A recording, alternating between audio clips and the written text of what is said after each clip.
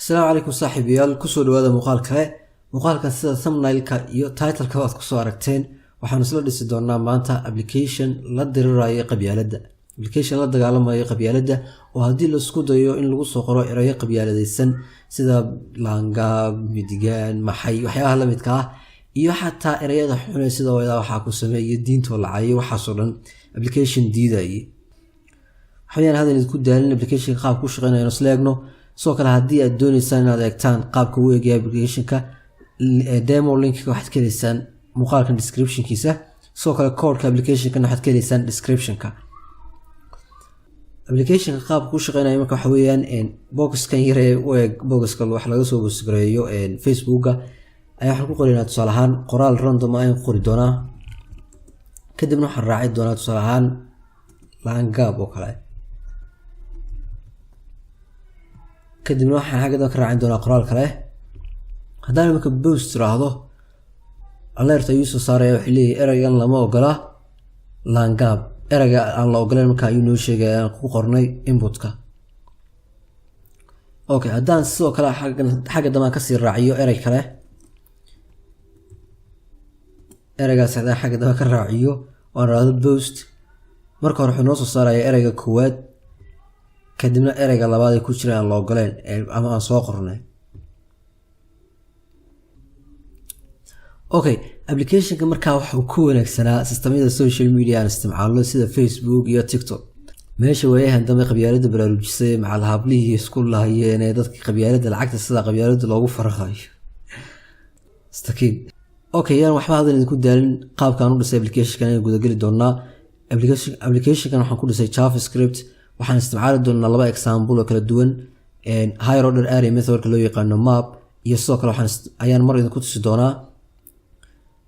marna waxaan isticmaali doonaa while loop marka waxa laga yaabaa application-ka waxa inuu yara dheeraado waqtiga inuu nagu yara dheeraado oo la meelaha 20 minute ku yara dhawaano bas intaan muuqaalka sii gudagalin waxaan ka codsanayaa inaad muuqaalkan like aad saarto sii share gareyso fikirkaadan comment-iga ugu la wadaagto sidoo kale haddaad weli nagu soo beerin waxaan ka codsanayaa inaad channel-ka subscribe dhahdo muuqaalkan waxaan rabaa inaad ka dhigtaan muuqaalkii ugu horeeyay ee 100 like aad gaarsiisaan 100 like marka leeyahay ma badna balse dadka igu xiran maadaama ay yar yihiin waxaan ka codsanayaa inaad 100 like gaarsiisaan okay muuqaalkeena ku sii socono okay ugu horeen meel kamid ah computer-kayga waxaan ku samaystay folderkaas waxaan u bixiyay anti-qab waan qabyaalad u soo gaabiyay ama magaca doonto loo bax kadib file-kaas waxaan ku soo furi doonaa text editor-ka aan isticmaalo oo ah Visual Studio Code right click ayaan siin doonaa kadibna VS Code-ka ayaan ku soo furi doonaa okay sida marka dhinaca bidix ka muuqato imka waxaan halkan ku diyaariyay 3 file oo kala duwan file-ka HTML-ka index.html aan u bixiyay iyo file-kan kale script.js aan u bixiyay oo ah JavaScript oo ah halkan ku qori doono file-kan ku qori doono functionality-ga programka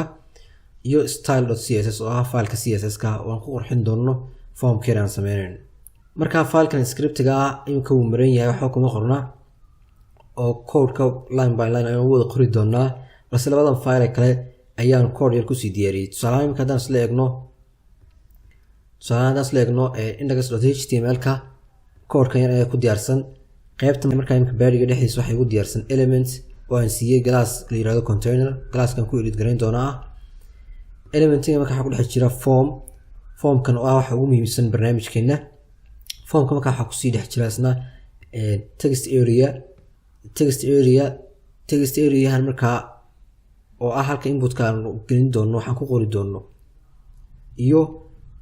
input-kan kale isna type-kiisu yahay submit-ka oo ah maxay button-ka marka input-kan wax ku qori doono waxaan siiyay id la yiraahdo post input okay haddaan isla eegno imkana file-ka style-kana wax saawsi badan ma aha inta yarta haddii aad doonto muuqaalka aad post oran kartaa kadibna aad qori kartaa ama code-ka waxaad ka helaysaa muuqaalkan description-kiisa ayaan soo dhigay GitHub-ka ayaad kala degi kartaa okay functionality-ga markaan u guda galno imika haddaan saas la eegno marka intaan functionality-ga bilaabin ka hor okay waxa ugu horeeya aan rabo inaan sameeyo waxa weeye inaan form-kan ka xiro reload-ka ama submission-kan ka xiro oo tusaale ahaan form-ka haddaan butonka postga aan taabto saad aragtaan pageka wuxuu isku jirayaa reloadkaas saan ugu xiro markaan samayn doonaa post waxaan oran doonaa post.add event listener kadibna bracketka dhexdiisa waxaan qori doonaa submit marka waxa weeye mar walba formka submit la siiyo wixii uu qaban lahaa functionality uu qaban lahaa inaan ku dhex qoraynaa methodkan marka method ee JavaScript taqaano waxa uu browserka u sheegayaa mar walba submit formka la yiraahdo in aan pageka isbedelin ayuu u sheegayaa marka waa inta functionalitygiisa markan waxaan isku dayi doonaa in inputkan wax ku qoreyno ah inputkan oo marka hore aan siiyo ID-gan la yiraahdo post input in aan marka hore aan soo jiito okay formka markaan soo jiito waxaan ku dhex kaysan doonaa variablekan la yiraahdo post input oo inoo hayo markaa maxay formkeena inoo hayo formka markaas aan usoo jiito JavaScript dhexdeeda waxaan leeyahay document.getElement by ID maadaama ID uu yahay kadibna magaca ID-gaad u bixisay okay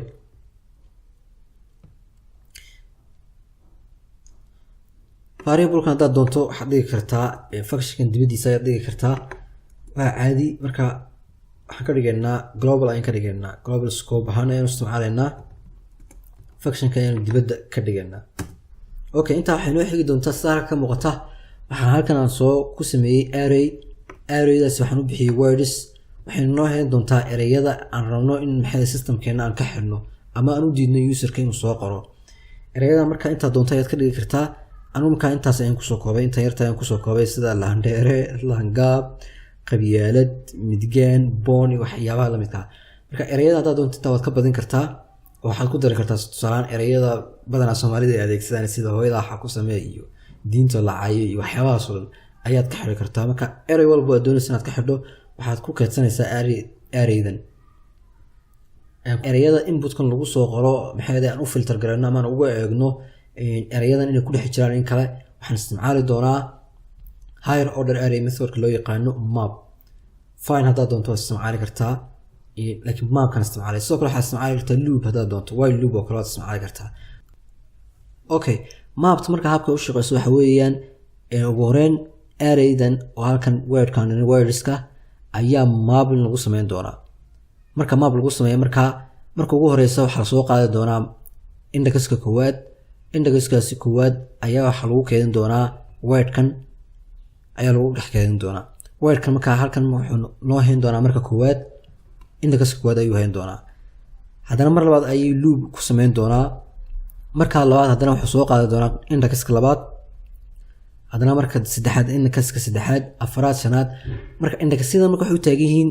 ama arraydu badanaaba indexka tirada waxa ka soo bilaabataa 0 ayay ka bilaabataa 0 indexka koowaad wuxuu taagan yahay 0 maadaama programming ka badanaa 0 tirinta laga bilaabo 0 1 2 3 iyo 4 ayuu shantaas index marka saas ayuu usoo tixi doonaa okay marka si aan marka inputka aan checking ugu sameeyno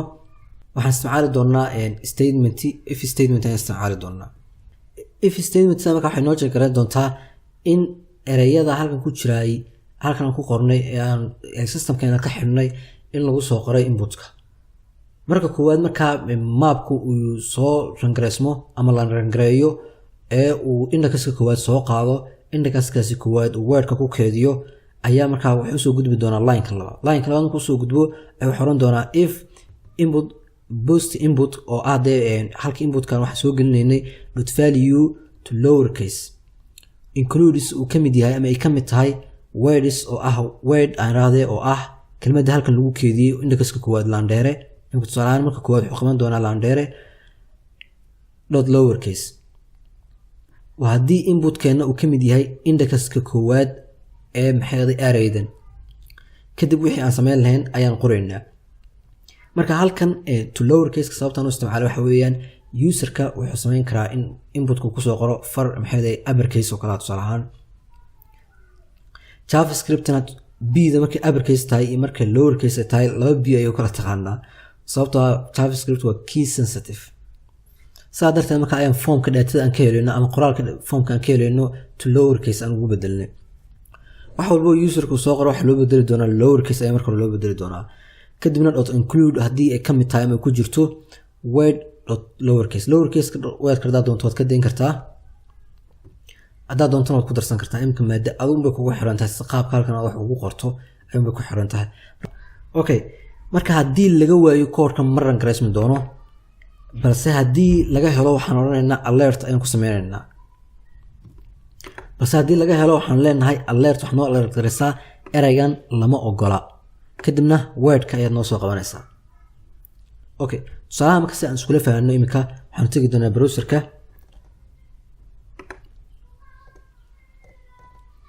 browserka waxaan ku qori doonaa qoraal, tusaalahaan qoraal sample aan raahdo, kadibna aan raaciyo landere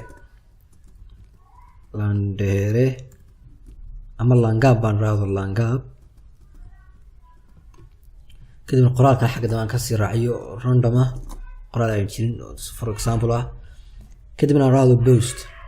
post markaan raahdo wuxuu leeyahay langab lama ogola,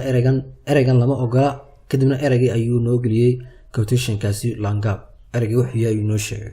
okay, qaabku u shaqeynaya haddana mar labaan isla eegno. qaabku u shaqeynaya marka mar labaan isla eegno. marka koowaad marka waxaan sameyn doonaa imika tusaalahaan langab annaga waxay noogu jirtaa indexka koowaad, indexka 0 oo halka ka bilaabanaysa arrayda iyo index 1 ayay imika langabka noogu jirtaa. marka hore marka koodhkan ama maapku wuxuu sameyn doonaa arraydan ayuu soo qaadi doonaa indexkeeda koowaad. indexka koowaad marka la soo qaado ayaa wax lagu keedin doonaa wordka marka lagu keediyo linekan ayuu soo gudbi doonaa koodhku. linekan markay marayso ayaa la jagareyn doonaa, waxaa la oran doonaa inputka waxyaabaha lagu soo qoray dot valuegiisa, waxyaabaha lagu soo qoray ma ka mid yahay erayga wordku noo hayo oo ah landere. kadibna waxay noqon doontaa marka functionality waxay noqon doonaa false, oo macnaha imka halkan oo macnaha landere kuma qorin maxayday inputkeena. sidaa darteed uu ka gudbi doonaa alertan ma run garayn doono, uu ka gudbi doonaa haddana mar kale ayuu soo noqon doonaa isagoo wada maxay indexka koowaad oo ah langab. markan haddana mar labaad ayuu checking ku sameyn doonaa, markan waa la heli doonaa. marka la helo ayuu wuxuu sameyn doonaa alert ayuu oran doonaa eraygan lama ogola, kadibna eraygii uu noo haysay maapka wordka uu noo hayay oo ah langab ayuu soo dhigi doonaa. okay, haddii imka eray labaad aan ku qorno tusaale ahaan aan raahno midgaankaas oo kale aan soo qaadano, erayga midgaan soo qaadano oo aan qoraalka xagga dambe kasii raaciyo, aan raahdo midgaan, kadibna qoraalka random aan sii raaciyo oo imka haddana aan raahdo post. marka koowaad wuxuu soo qaadi doonaa langab markuu soo qaado haddana midgaan, mar kale langabka ayuu ku hormaray, haddana midgaanka ayuu soo dhigay. okay, markan waxaan u gudbeynaa while loop ayaan u gudbeynaa, example while loop ayaan isla eegaynaa. intan ayaan comment ku qoran doonaa. okay, while loop marka hore waxaan sameysan doonaa variable la yiraahdo i-da marka waxaan ka dhigi doonaa 0 ayaan ku kaydsan doonaa, kadibna while loop ayay qoraysaa, kadibna waxaad oranaysaa wordska ayaan soo qaadanaynaa oo ahaa maxayday arrayda magaceedii ahaa arraydan ayaan soo qaadanaynaa, kadibna arrayda marka maxay indexkeeda saan usoo output gareyno ayaan halkan waxaan gelinaynaa i, maadaama marka i marka hore 0 ay tahay halkanna waa 0 sababtoo ah i-dan waxay noo haysaa 0 ayay noo haysaa. marka mar walbo marka arraydan aan san raacno ayuu tusaale haddaan isla eegno koodhkan haddaan ku qabto comment oo aan raahdo alert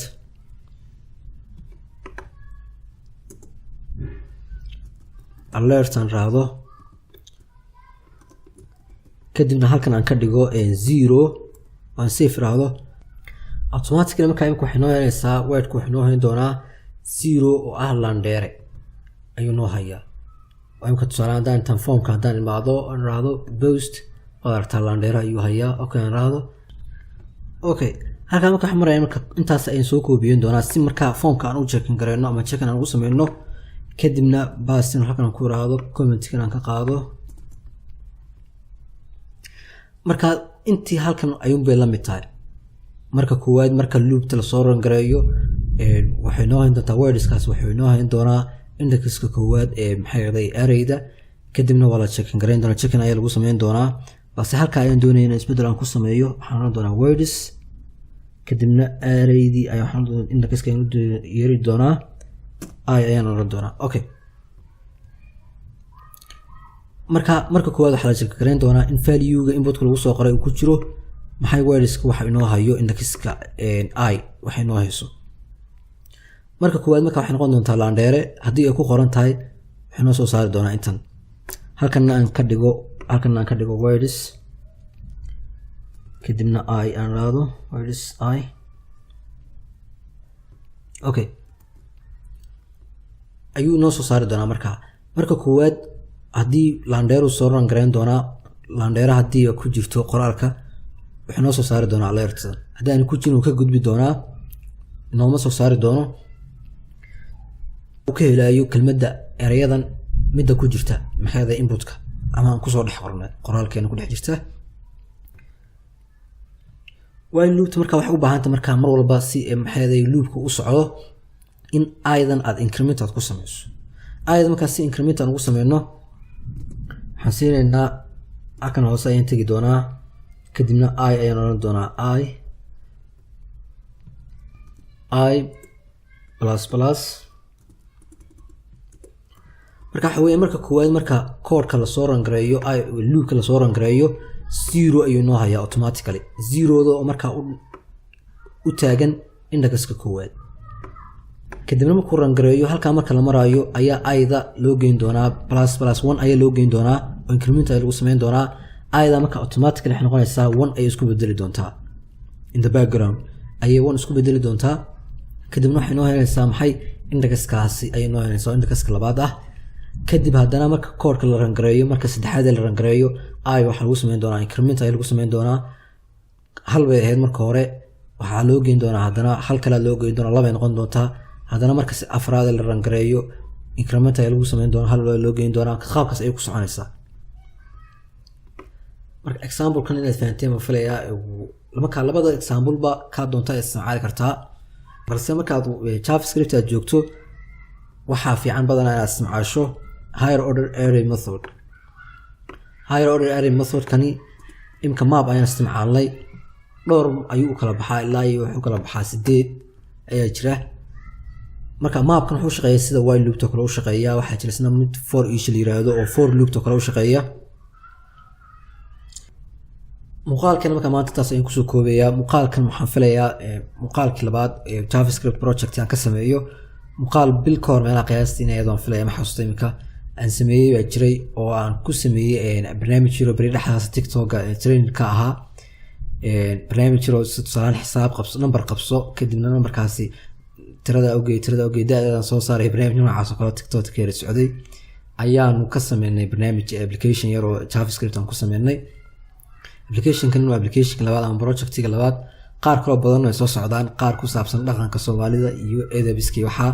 kule eedabiska daan rido waa fahmaysan waxyaan idin soo dhicin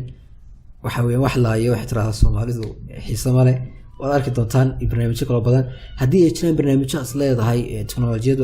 ayaa loo bedeli karaa waxa loo bedeli karaa application. haddii ay jiraan maxay comment-ka igula wadaag casharana ayaan ka soo sameyn doonaa application ayaan ka soo sameyn doonaa.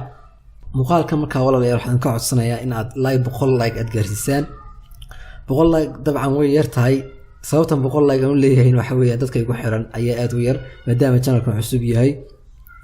ka dambeeyo casharaan badan ayaan soo dhigi doonaa duwa leeyahay computer science iyo teknolojiyada guud ahaan ku saabsan oo maxay theory iyo practical bas ugu jira. barnaamijyo badan ayaan soo wadaa. haddii aad markaan ugu soo biirin waxa ka codsanayaa subscribe noo saarto sidoo kale like na aad saarto muuqaalkan